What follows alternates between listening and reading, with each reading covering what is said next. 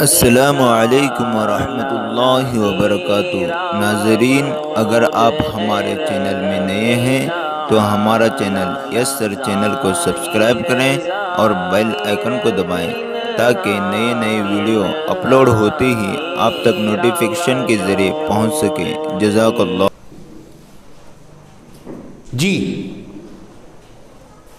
محرم حضرت حسین، حضرت علی، حضرت معاویہ اور یزید کے عنوان سے اتنی غلط باتیں لکھی گئی ہیں، شیعوں نے اتنا غلط مشہور کیا ہے کہ ہم سنی لوگ بھی انہی باتوں کو صحیح ماننے لگے۔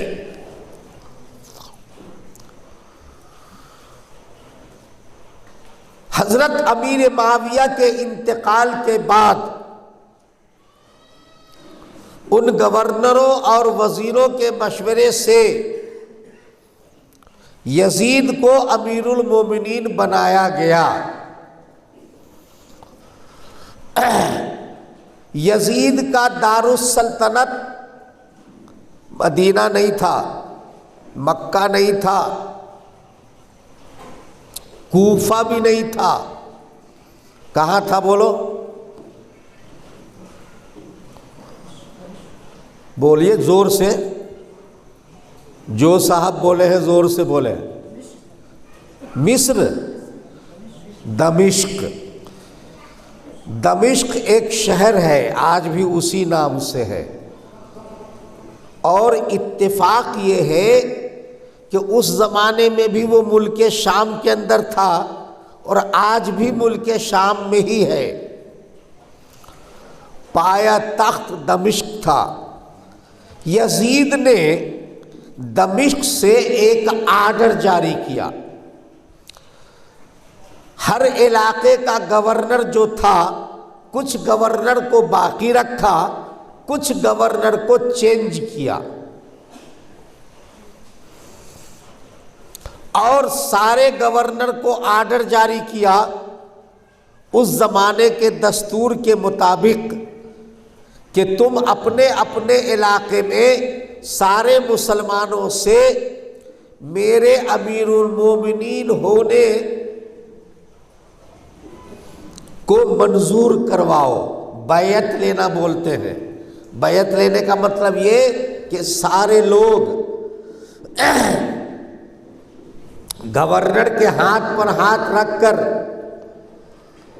یا اس کی مجلس میں بیٹھ کر یہ اقرار کرتے کہ میں یزید ابن معاویہ کو امیر المومنین تسلیم کرتا ہوں۔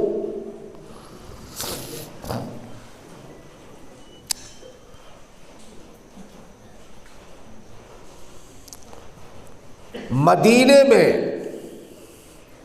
جو گورنر بھیجے گئے انہوں نے جمعہ کے خطبے میں یہ اعلان کیا،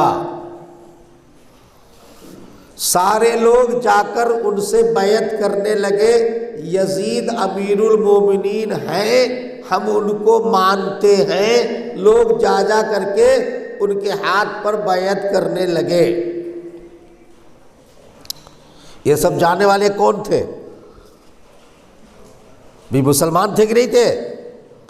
جی مسلمان تھے نا بھائی۔ مدینے میں یہ جو لوگ تھے یہ سب کون تھے بولو؟ اس میں بعض صحابی بھی تھے اور تابعین تھے۔ حضرت حسین رضی اللہ تعالی عنہ نے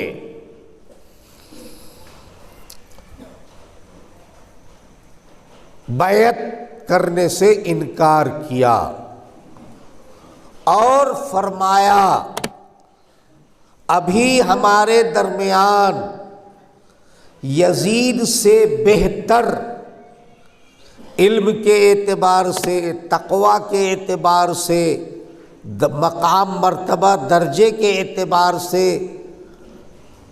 یزید سے بہتر صحابی بھی موجود ہیں اور بہت سارے تابعین ہیں، ان اچھے لوگوں، یزید سے اچھے لوگوں کے ہوتے ہوئے میں یزید کو امیر المومنین تسلیم، بولو نا، نہیں کرتا۔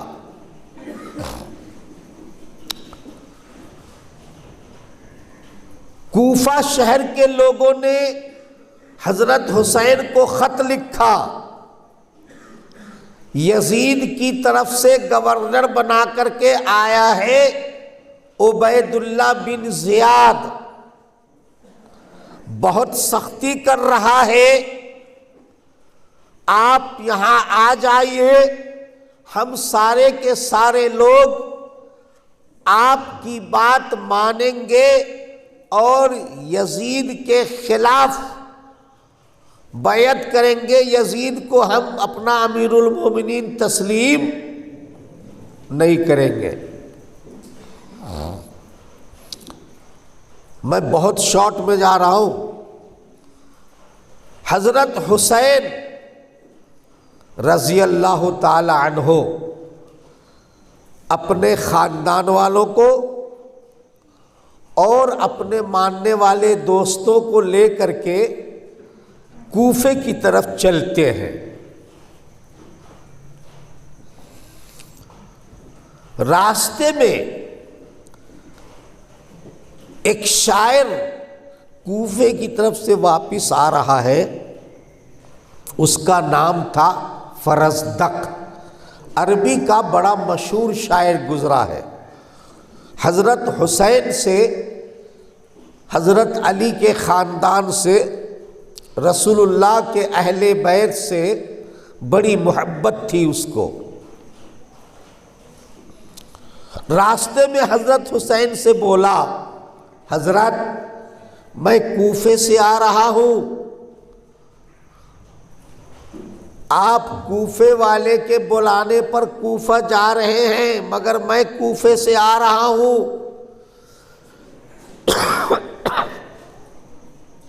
میں دیکھ کر آ رہا ہوں، کوفے والوں کا دل آپ کے ساتھ ہے اور کوفے والے لوگوں کی تلوار عبید اللہ بن زیاد کے ساتھ ہے۔ آپ جائیں گے، کوفے کا کوئی ایک شخص آپ کے ساتھ میدان میں نہیں نکلے گا، آپ مت جائیے۔ حضرت حسین نے کہا، اب تو جس ارادے سے نکل چلے ہیں، اللہ کو منظور تھا جو ہونا، چلے۔ وہ میدان جو آج اسلامی تاریخ میں سب سے زیادہ لوگوں کو یاد ہے، کون سا میدان؟ بولو، کربلا۔ میدان عرفات یاد نہیں، میدان محشر بولو نا یاد نہیں، مگر میدان کربلا سب کو یاد ہے، بچوں کو بھی بوڑھوں کو بھی۔ اس میدان میں پہنچے، پڑاؤ کیا۔ عبید اللہ بن زیاد جو کوفے کا گورنر تھا، اسے خبر لگی، اس نے اپنے ایک کمانڈر کو بھیجا کہ جاؤ حسین سے کہو کہ وہ یزید کے ہاتھ پر بیعت کر لے۔ کمانڈر آیا، فوج کو لے کر آیا۔ میں بہت شارٹ میں آ رہا ہوں دوستو، بہت شارٹ میں آ رہا ہوں۔ حضرت حسین رضی اللہ تعالی عنہ سے گفتگو ہوئی۔ کمانڈر جس کا نام حر بتایا جاتا ہے، حضرت حسین نے کہا کہ دیکھو صاف صاف بات ہے، اگر مجھے اس کے ہاتھ پر بیعت کرنا ہوتی تو میں مدینے میں نہ کر لیتا، اور اب میں ڈر کر کے بیعت کروں، یہ نہیں ہو سکتا۔ ٹھیک ہے، اگر عبید اللہ بن زیاد کو کوفے میں میرا آنا پسند نہیں ہے تو کوئی بات نہیں ہے، میں ڈائریکٹ دمشق چلا جاتا ہوں یزید کے پاس، اور میں اپنا جو بھی معاملہ ہے یزید سے حل کر لوں گا۔ خور کو یہ بات پسند آئی، اس نے لیٹر لکھا کوفہ کے گورنر عبید اللہ بن زیاد کو، بہت اچھا موقع ہے، تم بھی اور ہم بھی آزمائش سے بچ جائیں گے، رسول اللہ کے نواسے حضرت علی اور فاطمہ کے رخت جگر، ان کے ساتھ ہم لڑائی بھڑائی کریں، اس سے بہتر ہے وہ چلے جائیں دمشق اور اپنا معاملہ ٹھیک ٹھاک کر لیں۔ کوفہ کے گورنر عبید اللہ بن زیاد کے دماغ میں یہ بات آئی کہ بہت اچھی ترکیب ہے، سانپ مر جائے اور لاٹھی نہ ٹوٹے۔ دوستو، ہر زمانے میں اپنوں ہی نے نقصان پہنچایا ہے مسلمانوں کو۔ صحیح بول رہا ہوں؟ ارے بولو نا۔ ابھی 15 اگست آنے والا ہے، آج کتنی اگست ہے؟ آج 8 اگست۔ اب 4-5 دن کے بعد 15 اگست آئے گا، اور پورے ہندوستان میں پورے جوش خروش کے ساتھ بھارت واشی سارے لوگ ترنگا جھنڈا لہرائیں گے۔ لہراتے نہیں لہراتے ہیں گوکاک والے؟ لہرانا چاہیے۔ یہ ترنگا جھنڈا کیا ہے؟ بولو۔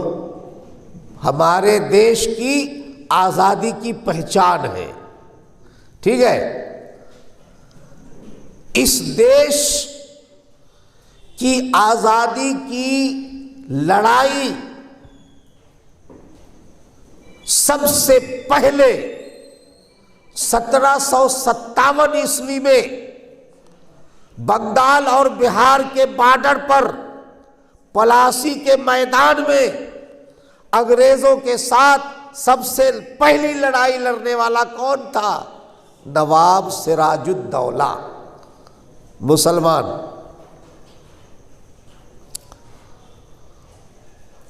اس کو ناکام کرنے والا کون؟ سراج الدولہ کا جمعی میر جعفر، اور سراج الدولہ کو قتل کرنے والا کون؟ اس کا نواسا میرا۔ 1764 عیسوی 1764 عیسوی میں بہار کے میر قاسم، اودھ لکھنؤ کے میر شجاع الدولہ، اور دلی کے شاہ عالم، تینوں نے مل کر انگریزی فوج کا مقابلہ کیا۔ بہار اور یو پی کے بارڈر پر گنگا ندی کے کنارے ایک شہر آباد ہے بکسر، وہاں مقابلہ کیا۔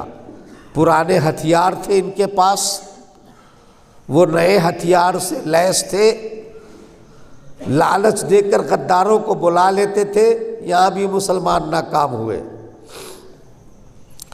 جنوبی ہندوستان کا رخ کرتے ہیں انگریز، حیدر علی للکارتے رہے اور اس دنیا سے چلے گئے۔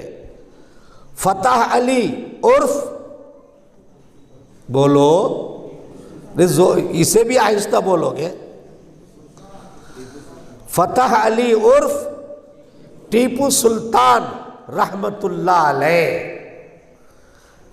ٹیپو سلطان اپنے زمانے کا ولی تھا، تم جس پوز میں دیکھتے ہو ان کا وہ پوز نہیں تھا، یہ بناوٹی پوز ہے، اوریجنل پوز وہ نہیں ہے۔ اپنے زمانے کا ولی کامل تھا وہ شخص۔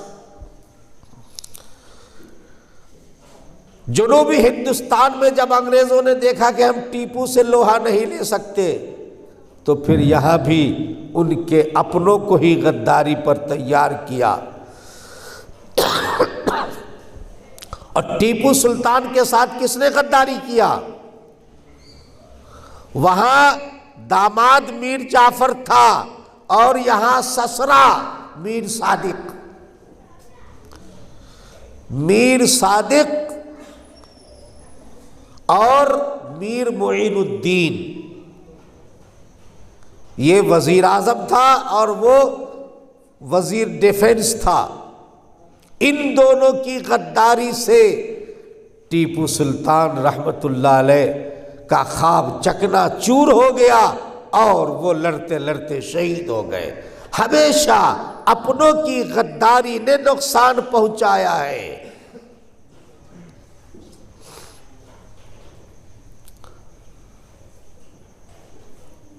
1857 में मेरठ की छावनी के इनकलाब के बाद 1858 में बहादुर शाह जफर को धोखा देकर हुमायूं के मकबरे में ले जाने वाला एक फौजी कमांडर अल्लाह बख्श था जो अंग्रेजों के हाथ बिक चुका था। कहां कहां की तारीख आपको सुनाऊं, हमेशा अपनों ने नुकसान पहुंचाया। हुर का लेटर पढ़कर उबैदुल्लाह बिन जियाद की राय बनी कि बहुत अच्छा मौका है, हुसैन दमिश्क चले जाएं, हम आजमाइश से बच जाएंगे। अब यहां पर अपनों ने क्या किया मालूम है आप लोगों को? आप लोग पढ़ते भी तो नहीं है तारीख। 10 बजने वाला है अभी हम रास्ते ही में हैं।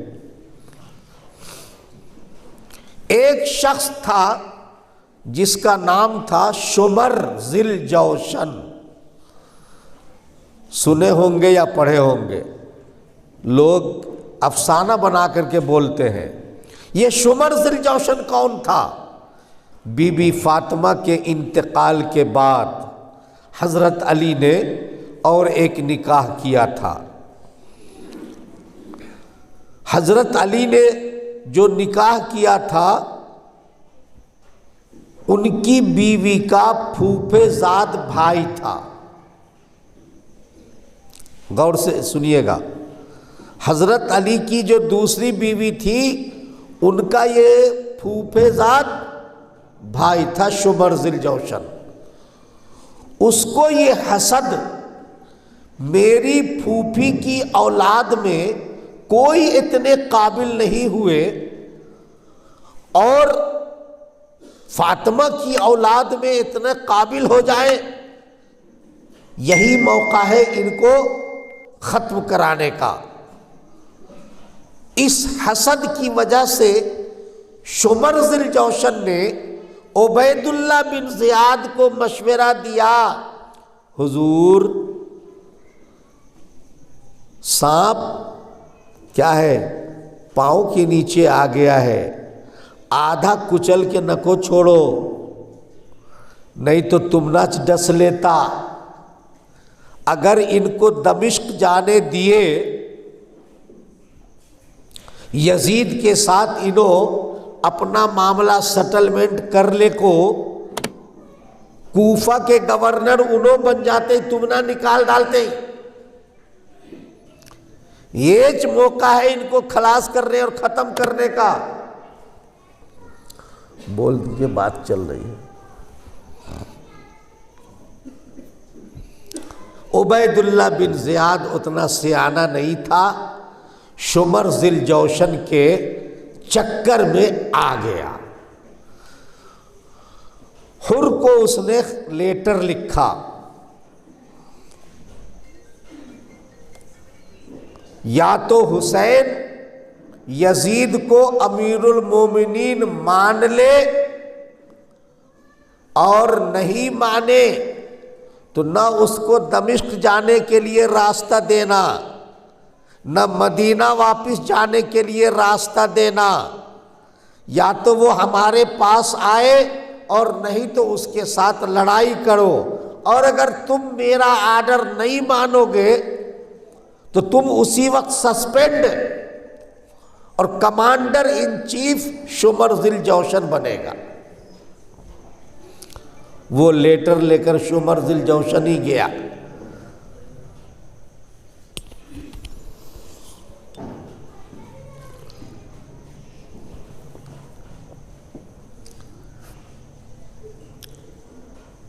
حر نے نہیں مانا، کہا کہ میں حسین کے اور رسول اللہ کے خاندان کے خون سے اپنا ہاتھ رنگوں، ایسا نہیں ہوتا۔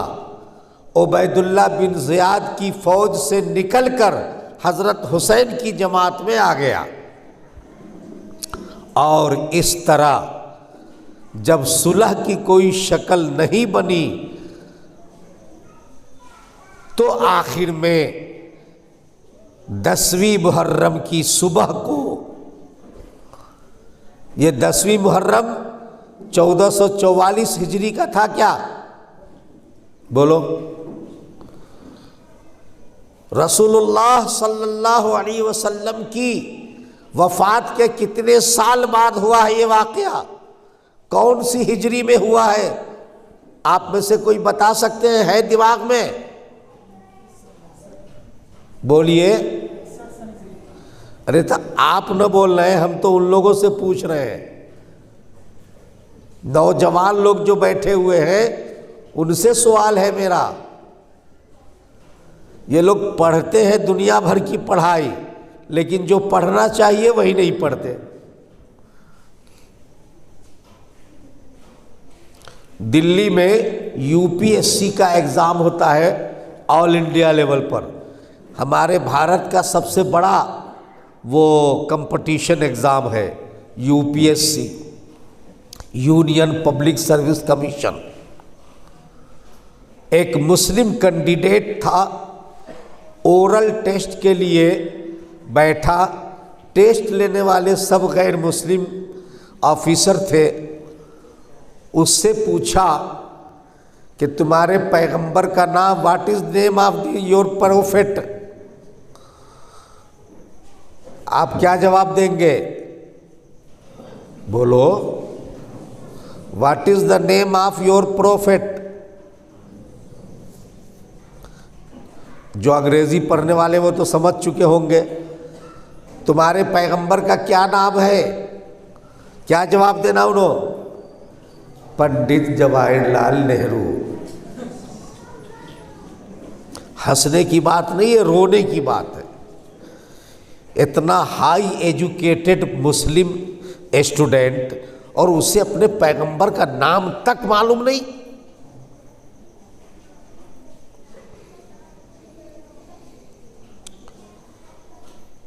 سن 61 ہجری رسول اللہ صلی اللہ علیہ وسلم کی وفات کے 50 برس بعد 61 ہجری، 60 ہجری گزر چکی ہے، 61 ہجری کا محرم شروع ہوا ہے۔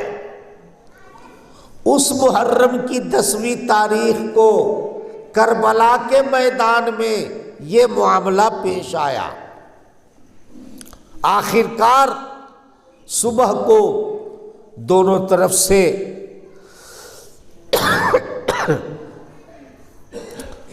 مقابلہ ہوتا ہے۔ حضرت حسین نے صاف صاف کہا کہ میں لڑنے بھرنے نہیں آیا ہوں، لڑائی کرنے کی نیت سے نہیں آیا ہوں، مگر تم جس چیز کا مجھ سے ڈیمانڈ کر رہے ہو، مطالبہ کر رہے ہو، یزید کو امیر المومنین مان لو، یہ میں نہیں مان سکتا، کیونکہ آج یزید سے بہت بہتر متقی، پرہیزگار، پولیٹیشین، اللہ والے موجود ہیں ہمارے درمیان۔ ان کو چھوڑ کر ہم یزید کو امیر المومنین، فوج کو شمر ذی الجوشن جیسے حسد رکھنے والے، کینہ رکھنے والے انسان کو کمانڈر بنا کر کے حسین کے لیے راستہ تنگ کرنے کے واسطے مقرر کیا، بالآخر جب کوئی راستہ نہیں رہا تو مقابلے کی بات آئی۔ سیدنا حسین رضی اللہ تعالی عنہ کے ساتھ 82 لوگوں کا 82 لوگوں کا قافلہ تھا۔ عورتیں بھی تھیں، بچے بھی تھے، بڑے بھی تھے، بیٹے بھی تھے، بیٹیاں بھی تھیں، اور خاندان کے لوگ تھے، دوست احباب تھے، اور ادھر سے 4000 فوج کے لوگ تھے جو اسلحہ سے لیس تھے۔ مقابلہ ہوا، اور مقابلہ ہونے کے بعد سیدنا حسین رضی اللہ تعالی عنہ کو ظہر کی نماز کے بعد، ظہر کی نماز سیدنا حسین رضی اللہ تعالی عنہ نے اسی حالت میں میدان کربلا میں ادا کی ہے، سارے رفقا کے ساتھ۔ محرم منانے والے مسلمانوں، آنکھ کھولو، جس کی گردن پر چھری چل رہی ہے وہ ظہر کی نماز نہیں چھوڑ رہا ہے، اور تم محرم منانے والے لوگوں کبھی شاید ظہر کی نماز پڑھنے کی تم کو توفیق نہیں ہوتی۔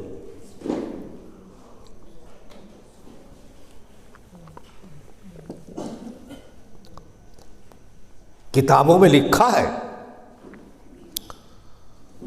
جس وقت حضرت حسین کو چت لٹا کر ان کے حلق پر چھری چلائی جا رہی تھی،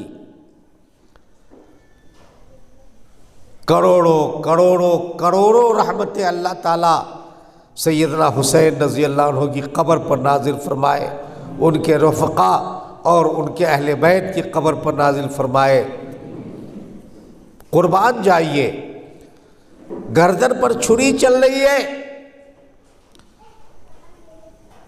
اطمینان سے لیٹے ہوئے ہیں، آسمان کی طرف نگاہ ہے، اور جس وقت چھری چلائی جا رہی ہے، اشہد ان لا الہ الا اللہ واشہد ان محمدا عبدہ ورسولہ کا کلمہ ان کی زبان سے جاری ہے۔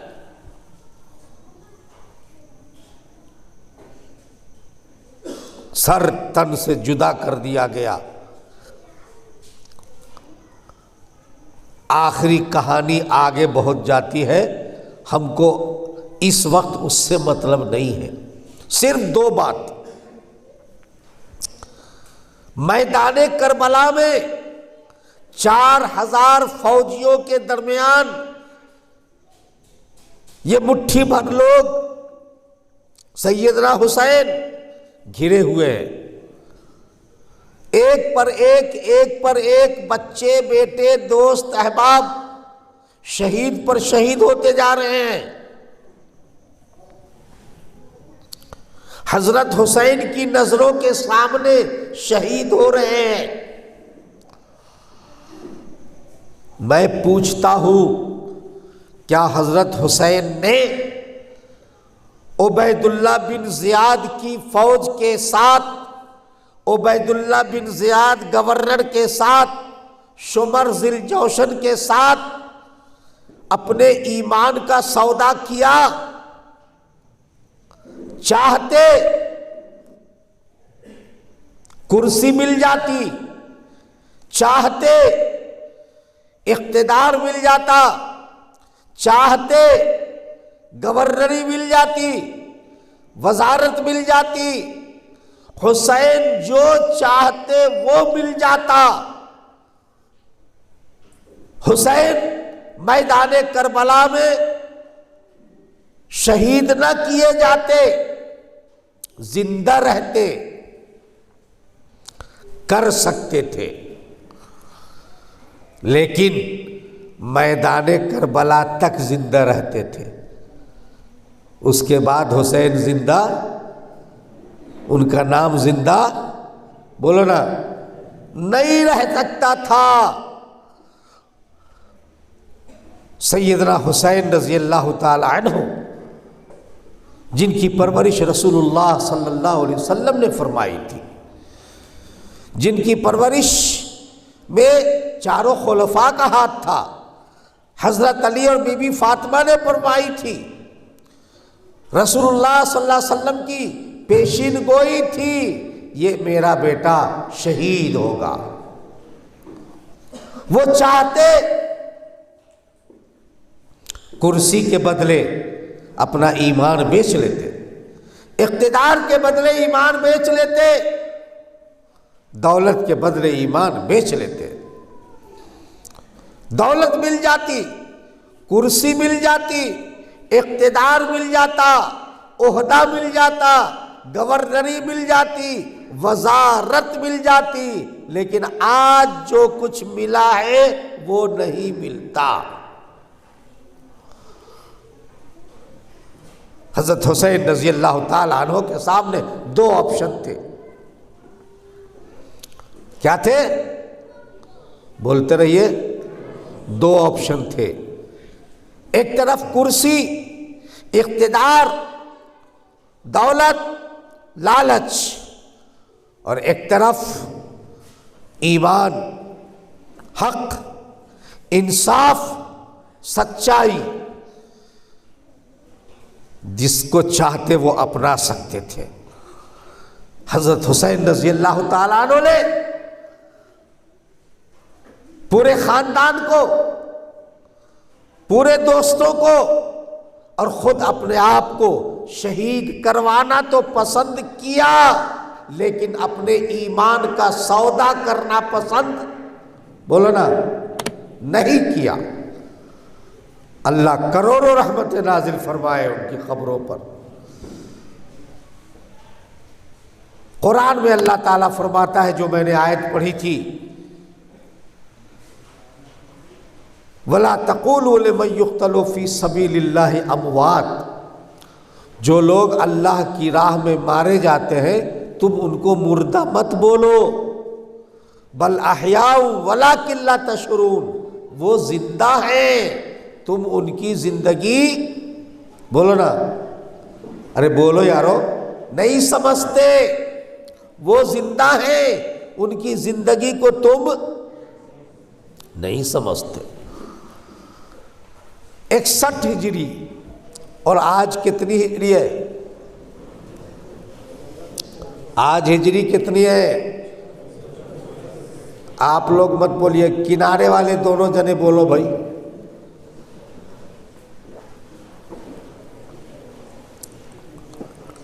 دونوں کنارے والے بولو۔